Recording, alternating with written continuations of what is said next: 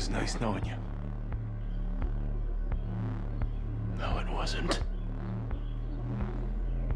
No, it wasn't.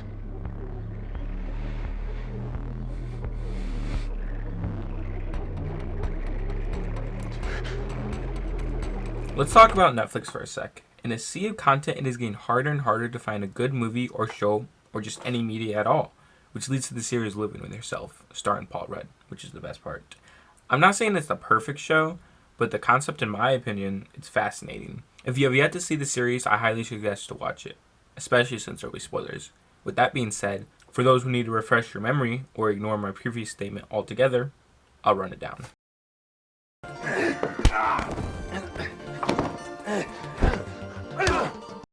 It starts off by showing Miles, Paul Rudd, his life, depicting him as a miserable person, rubbing off on his career and his relationship and just everything. A coworker reaches out to him about his own success, tells Miles to go to a sketchy massage parlor. Miles goes there and the people put him in an unconscious state. We then see Miles scrambling out of a bag, buried in dirt. This is where it gets interesting. Miles walks all the way home, but then he enters his home and he hears another man in his bedroom with his wife. Miles attacks the man only to realize that the man looks exactly like him. Miles and his doppelganger rush to the massage parlor to reveal that they cloned Miles. From this point on, I will refer to the original Miles, the one who got buried, as Miles 1, and the other Miles as Miles 2. Basically, Miles 1 was cloned and left for dead so that Miles 2 would be better and thrive. Miles 1 was never supposed to be alive. Long story short, Miles 1 cut a deal with Miles 2 for Miles 2 to do all of the work and Miles 2 to live with Miles 1 for about a month. It's pretty complicated. Hence the name Living With Yourself. But since they are both the same, except Miles 2 is basically just an improved version of Miles 1, they both share hobbies, interests, and the root of the main conflict, love interest. This unique premise leads to many interesting aspects of the show to dissect, with a strong theme of the complexity of morals.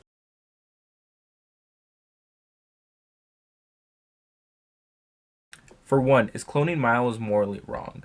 On the surface, this may seem like a dumb question. Obviously, cloning Miles was wrong, right? I feel as though it is a tad more nuanced than that.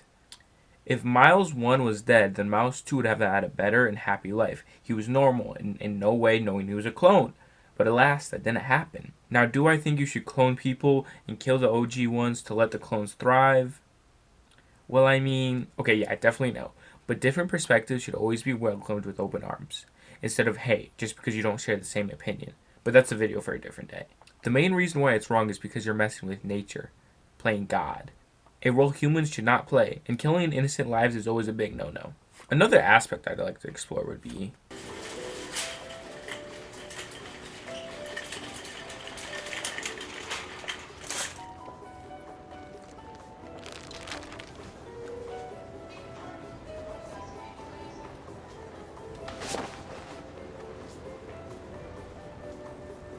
what made Miles 2 better. Essentially, both Miles are the same. Their DNA is the exact same, they had the same experiences, on paper they'd be the exact same person, yet there are glowing differences between them. Let's find out what they are and what makes Miles 2 better. One important detail that I think is overlooked is how Miles 2 is not perfect. Let me explain. I enjoy self-improvement videos. You know, the one where some guru tells you advice on how to better your life. Yeah, that cringy shit. A lot of those gurus seem to have the perfect life. Perfect job, perfect spouse, perfect everything. But an underlying issue that comes into fruition is that they try to make themselves seem perfect when they are not. What I'm trying to get at is that perceived perfection is oftentimes the most flawed.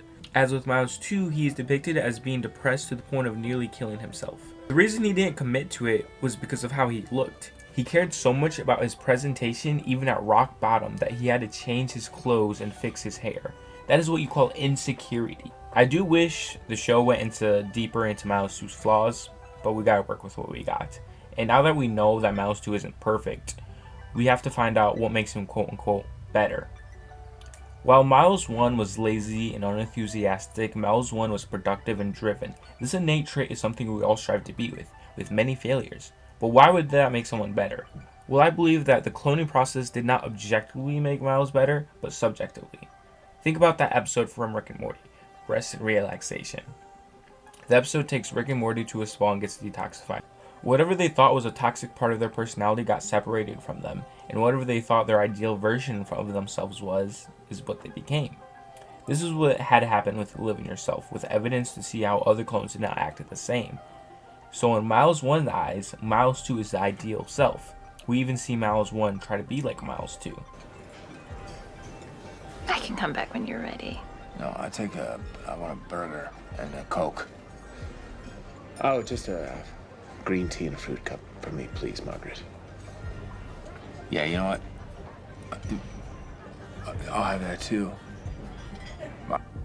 But you can't try to be something you're not. I'm just gonna get you guys a green tea and a Coke. Let me know when you're ready to order. Wait, I got a green tea last time. But you wanted a Coke.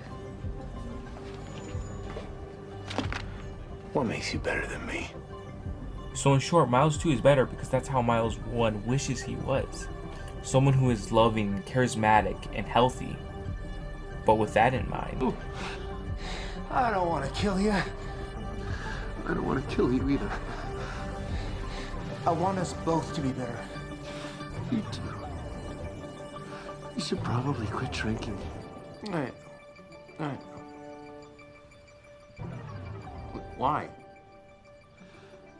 Because you're really gaining some weight. so in case you forgot, Kate is finally pregnant at the end.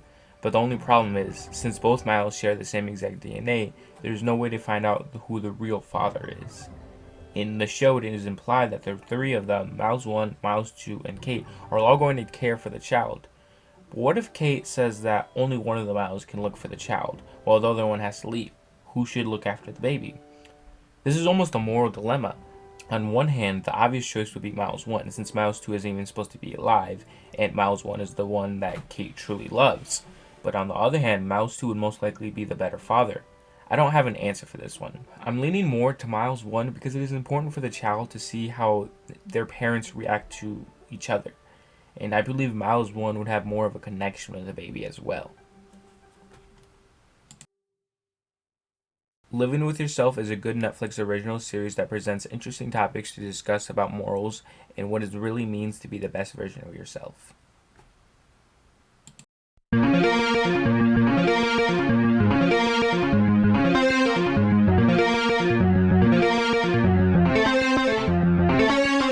Apologize for everything. I've been so selfish, just so focused on me that I forgot about you, us, what's important, our family, our future family. But it's not too late. Last night, I read an article about separation anxiety at preschool drop-off. It made me cry. I mean, I drank breast milk, for God's sake. Breast milk? And that's...